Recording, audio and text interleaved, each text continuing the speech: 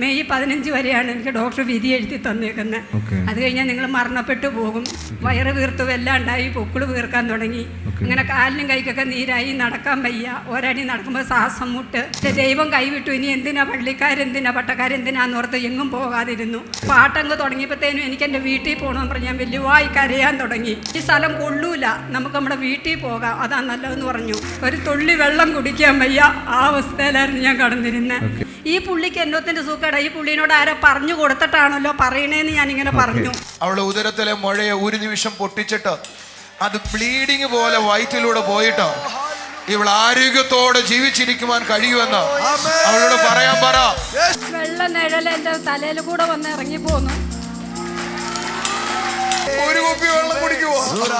Brother പ്രാർത്ഥിച്ചു. അന്നേ തന്നെ എൻ്റെ വയറ് കുറേശ്ശെ ചൊങ്ങാൻ തുടങ്ങി. വീട്ടിൽ ചെന്നപ്പോഴത്തേന് എനിക്ക് സാധാരണ എൻ്റെ നോർമൽ വയറായി. എൻ്റെ യേശു തമ്പുരാൻ എന്നെ ബലപ്പെടുത്തി എന്നെ ഇപ്പൊ ഇവിടെ രണ്ടാമത്തേൽ എന്നെ കൊണ്ടിരുത്തിയേക്കുന്നു.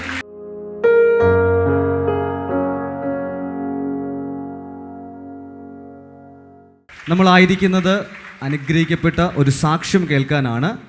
കഴിഞ്ഞ നാളുകളിൽ എറണാകുളം പബ്ലിക് മീറ്റിങ്ങിന് കടന്നു വന്നപ്പോൾ കർത്താവ് ചെയ്ത വലിയൊരു അത്ഭുത സാക്ഷ്യവുമായിട്ട് നമ്മുടെ മുമ്പിലായിരിക്കുന്നത് പ്രിയ മിനി സിസ്റ്ററാണ്.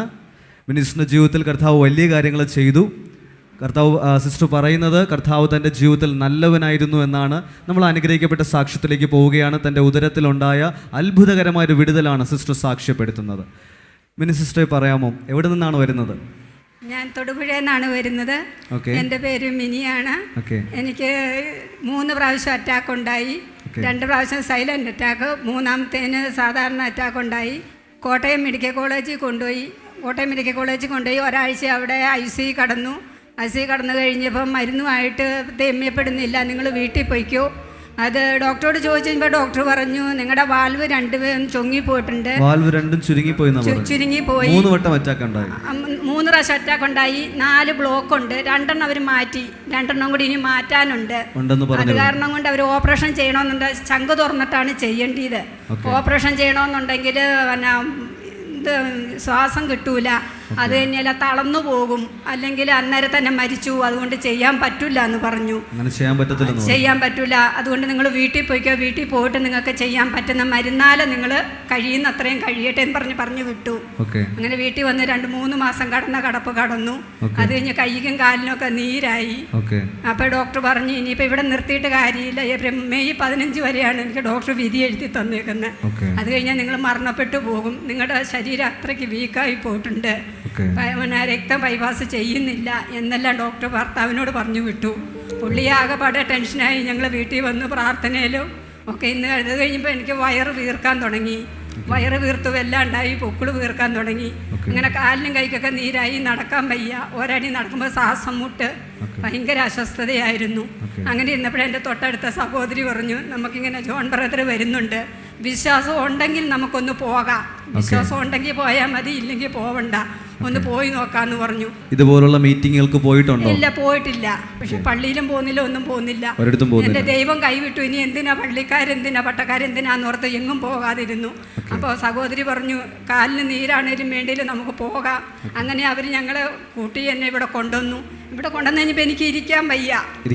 പാട്ടങ്ങ് തുടങ്ങിയപ്പോഴത്തേനും എനിക്ക് എൻ്റെ വീട്ടിൽ പോകണമെന്ന് പറഞ്ഞ് ഞാൻ വലിയവായി കരയാൻ തുടങ്ങി.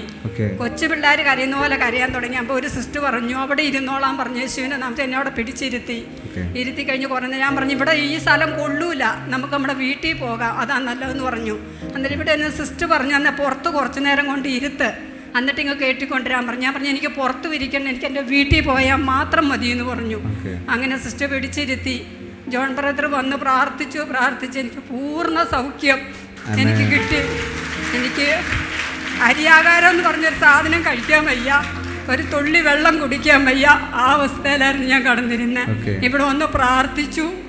ഞാൻ പ്രാർത്ഥിച്ച് കഴിഞ്ഞ് ഒരു 5 മിനിറ്റ് കഴിഞ്ഞത് ഞാൻ താഴെ വീണു. ജോൺ ബ്രദർ ഒന്നുകൂടെ പ്രാർത്ഥിച്ചു. ഒരു കുപ്പി വെള്ളം അന്നേരം തന്നെ ഞാൻ കുടിച്ചു, പരവേശം മാറാതെ. വീട്ടിൽ ചെന്നപ്പോഴത്തേനും എൻ്റെ ഭർത്താവ് മദ്യപാനിയാണ്, ഫുൾ കുടിയനാണ്. പക്ഷെ ഞാൻ അന്ന് ചെന്നപ്പോഴത്തേനും ചോറും വെച്ച് കറിയും വെച്ച് എന്നെ നോക്കിയിരുന്നിട്ട് എന്നോട് ചോദിച്ചു ഇവിടുത്തെ അനുഭവം എന്താ പറ്റി, എങ്ങനെയുണ്ട്, എന്താ എന്നെ പ്രാർത്ഥനയെന്ന് ചോദിച്ചു. ഞാൻ എൻ്റെ അനുഭവങ്ങളെല്ലാം പറഞ്ഞു. പറഞ്ഞു കഴിഞ്ഞപ്പോഴത്തേനും അടുക്കളയിൽ പോയി ചോറ് വിളമ്പി അടുത്ത് കൊണ്ടുവന്നിരുത്തി എനിക്ക് വാരി തന്നു. ദൈവം നിന്നെ കരങ്ങളിൽ താങ്ങി, അതേപോലെ നീ നടക്കണമെന്ന് പറഞ്ഞു. അപ്പം ഞാൻ പറഞ്ഞു 10-ാം തീയതി എനിക്ക് ഇതേപോലെ ബ്രദറിൻ്റെ അടുത്ത് പോകണം, എൻ്റെ ഈ വണ്ടിക്കൂലി ഇല്ല എന്ന് പറഞ്ഞു. പുള്ളി ഇന്നലെ പൈസ പണിക്ക് പോയി പൈസ ഉണ്ടാക്കി 1000 രൂപ എൻ്റെ കയ്യിൽ കൊണ്ടു തന്നു. നീ പള്ളിയിൽ പോയിക്കോ, ബ്രദറിൻ്റെ അടുത്ത് പോയി പ്രാർത്ഥിക്കാൻ പറഞ്ഞ് എന്നെ ഇങ്ങോട്ട് പറഞ്ഞു വിട്ടേക്കുവാണ്. എനിക്ക് നടക്കുന്നതിനോ ഭക്ഷണം കഴിക്കുന്നതിനോ ഇരിക്കുന്നതിനോ ഒന്നിനും ഒരു വിഷമമില്ല. എൻ്റെ ദൈവം എനിക്ക് വിടുതൽ തന്നു. എനിക്കിപ്പോഴും ഓർമ്മയുണ്ട് ആൻറ്റിയോട് ബ്രദർ പ്രാർത്ഥിക്കുന്നതും പ്രാർത്ഥിച്ച സമയത്ത് ഉണ്ടായ ആ വീഡിയോസൊക്കെ ഇപ്പോഴും നമ്മുടെ കയ്യിൽ തന്നെ ഉണ്ട്. ബ്രദർ അങ്ങോട്ട് ദൂത് പറയുകയല്ലായിരുന്നോ? എന്നോട് ഇങ്ങോട്ട് പറയായിരുന്നു. ബ്രദർ ഇവിടെ നിന്ന് ഓരോരുത്തരോട് ഇങ്ങനെ പറഞ്ഞപ്പോൾ ഞാൻ എൻ്റെ മനസ്സിൽ ഇങ്ങനെ പറഞ്ഞു, ഈ പുള്ളിക്ക് എന്നോത്തിൻ്റെ സൂക്കേടാ, ഈ പുള്ളിനോട് ആരോ പറഞ്ഞു കൊടുത്തിട്ടാണല്ലോ പറയണേന്ന് ഞാനിങ്ങനെ പറഞ്ഞു. മനസ്സിൽ പറഞ്ഞു തരും ബ്രദർ. ആ പുള്ളിക്കാരത്തിന് അവിടെ ഇരുത്തിയിട്ട് പറഞ്ഞു അമ്മച്ചി എണ്ണീക്കാൻ പറഞ്ഞു. എന്നോട് ചോദിച്ചു അമ്മച്ചി ഇന്ന കാര്യമല്ല ചിന്തിച്ചത് എന്ന് എന്നോട് ചോദിച്ചു. ഞാൻ പറഞ്ഞു അതേന്ന് പറഞ്ഞു. ആദ്യം ഞാൻ മടിച്ചു പറയാൻ, അത് പറഞ്ഞ് മടിക്കണ്ട പറഞ്ഞോളാൻ പറഞ്ഞു. ഞാൻ പറഞ്ഞു. അന്നേരം പറഞ്ഞു അമ്മച്ചീൻ്റെ വയറ് വീർക്കുന്നതിൻ്റെ കാരണം അമ്മച്ചീൻ്റെ വയറ്റിൽ വേറെ ഒരു അസുഖവും അമ്മച്ചിക്കില്ല, അമ്മച്ചീൻ്റെ അസുഖം മുഴുവൻ പോയി, ഒരു മുഴയുണ്ട്, ഞാനതിപ്പോൾ പ്രാർത്ഥിച്ച് മാറ്റാൻ പോവുകയാണ്, അമ്മച്ചിക്ക് വിശ്വാസം ഉണ്ടോ എന്ന് ചോദിച്ചു. ഞാൻ പറഞ്ഞു എനിക്ക് പൂർണ്ണ വിശ്വാസം ഉണ്ടെന്ന് പറഞ്ഞു. ബ്രദർ പ്രാർത്ഥിച്ചു. അന്നേ തന്നെ എൻ്റെ വയറ് കുറേശ്ശെ ചൊങ്ങാൻ തുടങ്ങി.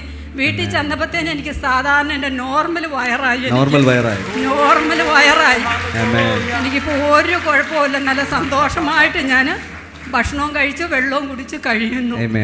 ഡോക്ടർമാരെല്ലാം എന്നെ വിധി എഴുതി കൈവിട്ട് വിട്ടതാ. എൻ്റെ യേശു തമ്പുരാൻ എന്നെ ബലപ്പെടുത്തി എന്നെ ഇപ്പം ഇവിടെ 2-ാമത്തേൽ എന്നെ കൊണ്ടിരുത്തിയേക്കുന്നു. എൻ്റെ ദൈവത്തോട് ഞാൻ 100 നന്ദി പറയുക. ഞാൻ ഇവിടെ ബ്രദർ ദൂത് പറയുകയൊക്കെ ചെയ്യുന്ന സമയത്ത് ആൻറ്റി ആദ്യം ചിന്തിച്ചത് ഇതൊക്കെ സത്യമാണോ എന്നാ ചിന്തിച്ചത് അല്ലേ? സത്യമാണോ പുള്ളി വെറുതെ നോണ പറയുന്ന ആയിരിക്കും എന്നാണ് ഞാൻ ചിന്തിച്ചത്. പക്ഷെ ബ്രദർ അത് ഉള്ളതുപോലെ പറഞ്ഞപ്പോൾ സത്യമായിരുന്നു.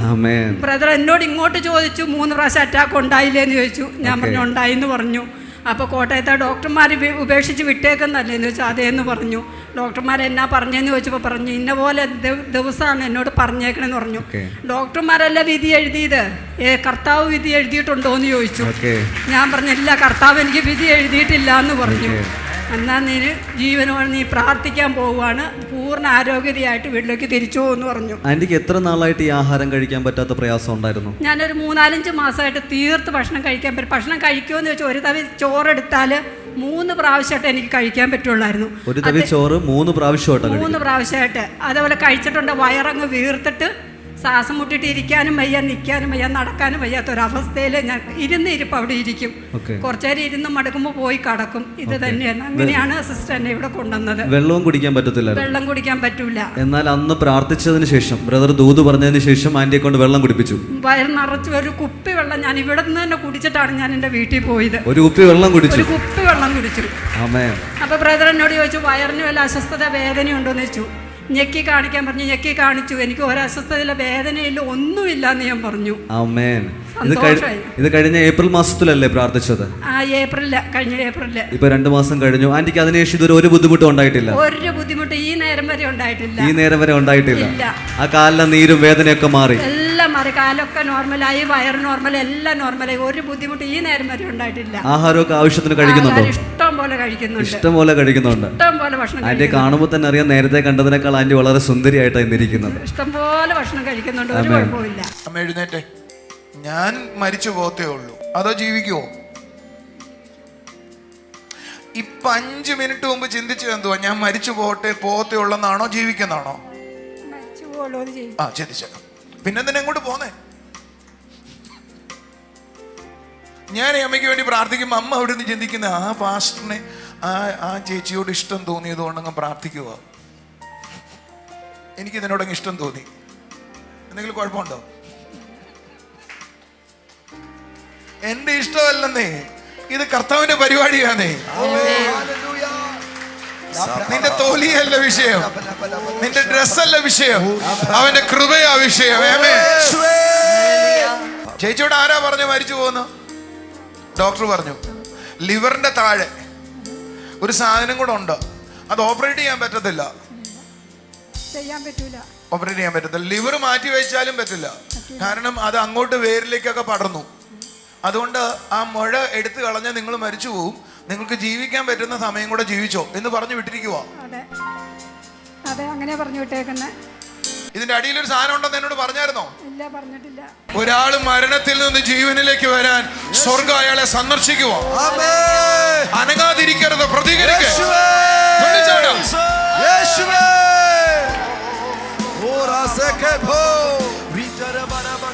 ഞാൻ അമ്മയെ നോക്കിയപ്പോ കർത്താവ് പറഞ്ഞ് അവൾ അവിടുന്ന് ചിന്തിക്കുന്നത് അവള് മരിച്ചു പോകുന്നതാണ്. അവളോട് പറ, അവളുടെ ഉദരത്തിലെ മുഴയെ ഒരു നിമിഷം പൊട്ടിച്ചിട്ട് അത് ബ്ലീഡിങ് പോലെ വയറ്റിലൂടെ പോയിട്ട് ഇവൾ ആരോഗ്യത്തോടെ ജീവിച്ചിരിക്കുവാൻ കഴിയുമെന്ന് അവളോട് പറയാൻ പറ. നിങ്ങൾ വിശ്വസിക്കുന്നെങ്കിൽ പറ, ഒന്ന് പറ. യേശുവിന് ചിലതിനെ തിരിച്ചു കൊണ്ടുവരാ, മരണത്തിൽ നിന്ന് ജീവനിലേക്ക് തിരിച്ചു കൊണ്ടുവരാ. മരണം നീങ്ങി ജീവൻ വന്നു എന്ന് പറയാ. അമ്മ എത്ര ദിവസമായി ആഹാരം കഴിച്ചിട്ട്? നല്ലവണ്ണം ആഹാരം മര്യാദയ്ക്ക് കഴിക്കാൻ പറ്റുന്നില്ല. വെള്ളം മാത്രമേ കുടിക്കത്തുള്ളൂ? വെള്ളം കുടിച്ചിട്ടുണ്ട്, വയറിന് വേദന കൊണ്ട് വെള്ളം കുടിയും കുറവാ. നമുക്കൊരു കുപ്പി വെള്ളം കുടിച്ചു നോക്കിയാലോ? ഇതൊരു അഡ്ജസ്റ്റ്മെന്റ് അല്ല. ഇവരെ ഏത് ഹോസ്പിറ്റലാണ് ചികിത്സിക്കുന്നത്? Kottayam medical college. അവരൊന്ന് വിട്ടു. അവരും കൈവിട്ട്, തൊടുപുഴയില ഡോക്ടറും കൈവിട്ടതാ. നീ ചെല്ലണ്ടെന്ന് പറഞ്ഞു ഉപേക്ഷിച്ച് വിട്ടേക്കുന്നതാ. അവന്റെ അടുക്കൽ വന്നവരെ ആരെയും അവൻ ബാക്കി പറ. അവന്റെ അടുക്കൽ ചെന്നവരെ ആരെയും അവൻ ബാക്കി പറ ഉപേക്ഷിച്ചില്ല. ഞാൻ അമ്മയോട് സംസാരിക്കുമ്പോൾ അമ്മയ്ക്കൊരു അനുഭവം ഉണ്ടായി. പറയട്ടെ എന്താന്ന്? ഇവിടുന്ന് തലയിൽ നിന്നൊരു വലിയ വിറയിൽ നേരെ വയറിലോട്ട് വന്നു. വയറ്റിനകത്തേക്ക് ഒരു വിറയിൽ വന്നു. അതേ പറഞ്ഞേ, എന്തോ വന്നേ? ഞാൻ പറഞ്ഞോണ്ടിരിക്കുമ്പോ ഒരു തലയിൽ നിന്നൊരു വിറയിൽ ദേഹത്തോട്ട് വന്നു. വന്നോ? എന്നിട്ട് നെഞ്ചിന്റെ അകത്തേയും വയറിന്റെ ഈ ഭാഗത്ത് വന്ന് നിന്നു. അവിടെ വന്ന് നിന്നു. അവിടെ ആ സംഭവങ്ങളെല്ലാം ഉള്ളേ.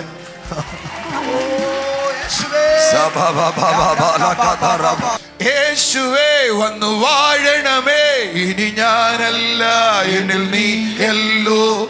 രാജാവേ വന്നു വാഴണമേ, ഇനി ഞാനല്ല എന്നിൽ നീയല്ലോ. യേശുവേ വന്നു വാഴണമേ, ഇനി ഞാനല്ല എന്നിൽ നീയല്ലോ.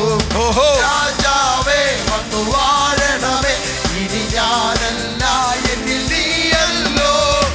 ഭയം മാറും, നിരാശ പോകും, ഭയം മാറും. രാജാവേ വന്നു വാഴണമേ. ആ ശക്തി ഇളകുക, ആ ശക്തി ഇളകുക, ആ ശക്തി ഇളകുക.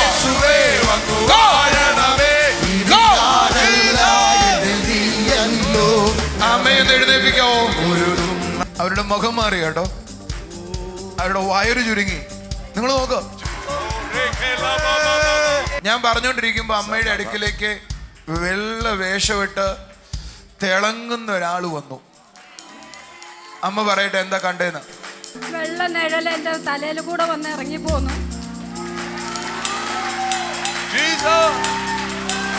ഒന്നും കൂടെ പറഞ്ഞേ അമ്മ. വെള്ള നിറമുള്ള ഒരാള് അടുത്ത് വന്ന് ദേഹത്തോട്ട് കയറി അല്ലേ? ദേഹത്തോട് കയറി ഇങ്ങനെ ഇറങ്ങി പോയി.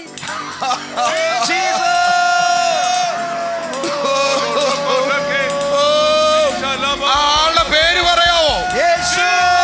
അയാളുടെ പേര് പറയാവോ?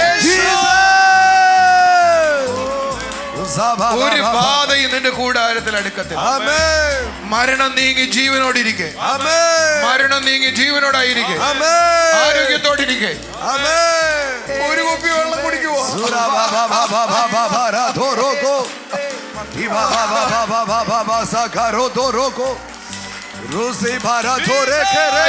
കാര്യം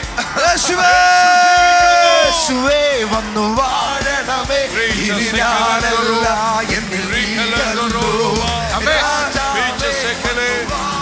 അമ്മയ്ക്ക് നേരത്തെ വെള്ളം കുടിക്കുമ്പോ ഇവിടെ ഒരു കൗൾ ഇറങ്ങുമ്പോഴേക്കും വേദന വരാൻ തുടങ്ങും. നേരത്തെ ഇപ്പൊ വേദനയില്ല.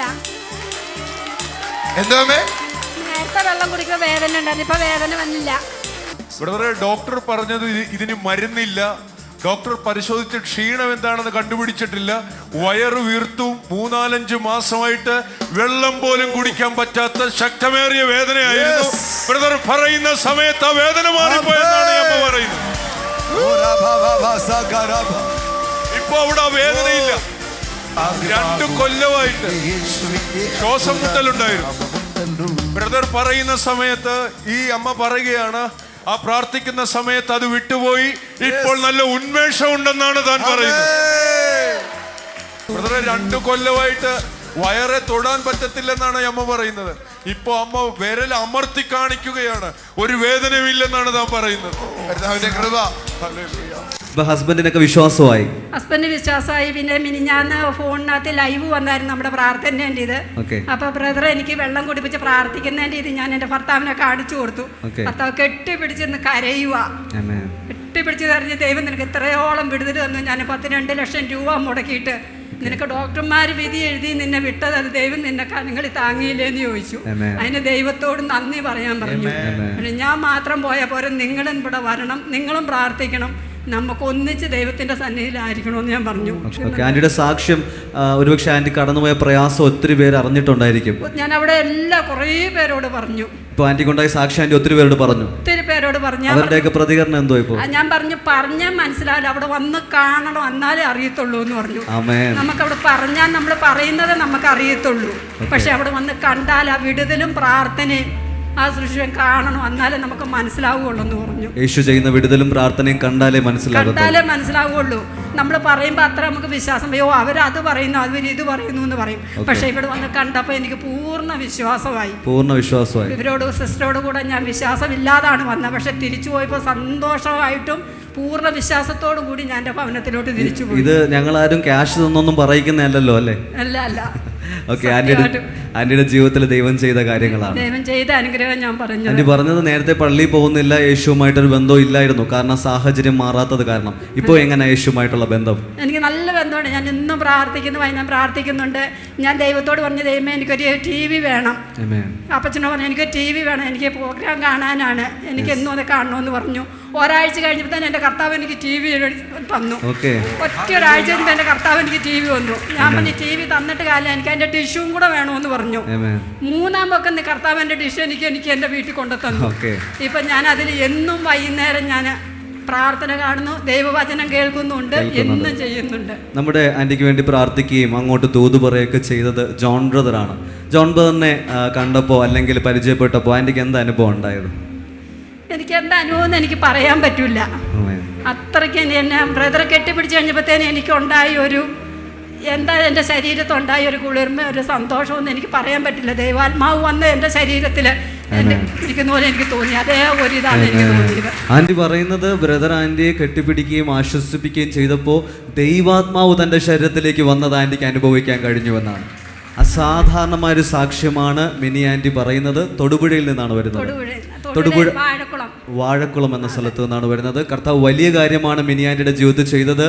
ഒരുപക്ഷെ ഇത് കാണുന്നവർക്ക് തോന്നാം ഇതൊരു എക്സാജറേഷൻ ആണോ, ഇത് നമ്മൾ ഉണ്ടാക്കിയെടുക്കുന്നത് എന്തെങ്കിലും ആണോ. എന്നാൽ ആന്റി പറയുന്നത് അങ്ങനെ ഒന്നും അല്ല. ഞാൻ പോലും സംശയത്തോടു കൂടിയാണ് ഇവിടെ വന്നത്. എന്നാൽ ജോൺ ബ്രദർ പ്രാർത്ഥിക്കാൻ തുടങ്ങിയപ്പോൾ, ദൂതുകൾ പറയാൻ തുടങ്ങിയപ്പോൾ ഞാൻ വിശ്വസിച്ചു. ആന്റിയുടെ ജീവിതത്തിൽ അത് അതുപോലെ സംഭവിച്ചു. അത്ഭുതകരമായൊരു സൗഖ്യമാണ് ആന്റി സാക്ഷ്യപ്പെടുത്തുന്നത്. മാസങ്ങളായിട്ടുണ്ടായിരുന്ന, ആന്റി പറഞ്ഞത് ശ്രദ്ധിച്ചു കാണും, ഒരു തവി ചോറ് കഴിക്കാൻ 3 തവണയായിട്ടാണ് ഒരു തവി ചോറ് കഴിക്കുന്നത്. എന്നാൽ ആന്റി ഇന്ന് പറയുന്നു അത്ഭുതകരമായൊരു സൗഖ്യം ഞാൻ അനുഭവിക്കുന്നു, എനിക്ക് ഇഷ്ടമുള്ളതൊക്കെ ഇപ്പോൾ കഴിക്കാം, ആവശ്യത്തിലധികം വെള്ളം കുടിക്കാം. യേശുവിൻ്റെ അടിപ്പിണരുകളാലുള്ള സൗഖ്യം ആന്റിയുടെ മേൽ വെളിപ്പെട്ടു. അങ്ങനെയാണെങ്കിൽ ഞങ്ങളെ കാണുന്ന പ്രിയപ്പെട്ടവരെ, വലിയ കാര്യങ്ങൾ ഇന്ന് പ്രതീക്ഷിച്ചാട്ടെ. ഈ യേശു ആർക്കും കടക്കാരനല്ല. ആരും സംശയത്തോടു കൂടെ ഇത് ശ്രദ്ധിക്കേണ്ട. വിശ്വസിക്കുന്നവർക്ക് വേണ്ടി അവൻ അത്ഭുതങ്ങൾ ചെയ്യുന്നു.